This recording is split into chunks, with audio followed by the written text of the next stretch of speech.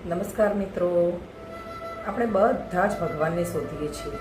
કોઈ મંદિરમાં જાય છે, કોઈ તીર્થયાત્રા કરે છે, તો કોઈ ભજન કરે છે, કોઈ ધ્યાન કરે છે. શું આપણને બધાને એક પ્રશ્ન થાય છે કે ભગવાન ક્યાં છે? ભગવાન બધે જ છે, અત્ર તત્ર સર્વત્ર. હું કહું છું કે ભગવાન બે પ્રકારના છે, એક પર્સનલ ગોડ અને એક પબ્લિક ગોડ.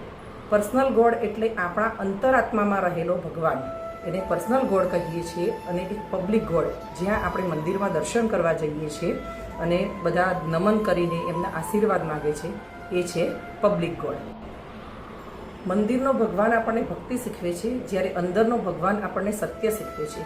મંદિરનો ભગવાન હાથ જોડતા શીખવે છે, જ્યારે અંદરનો ભગવાન આપણને આ હાથોથી ખરાબ કાર્યો કરતા હાથ રોકતા શીખવે. અહીં પ્રશ્ન એ નથી કે ભગવાન કયો મોટો છે. આપણે જ્યારે તકલીફમાં હોઈએ છીએ ત્યારે આપણે મંદિર દોડી જતા નથી, પરંતુ આપણે આપણા અંદર બેઠેલા અંતરાત્માને, આપણા અંદર બેઠેલા ભગવાનને પૂછીએ છીએ કે આપણે શું કરવું જોઈએ અને શું ન કરવું જોઈએ.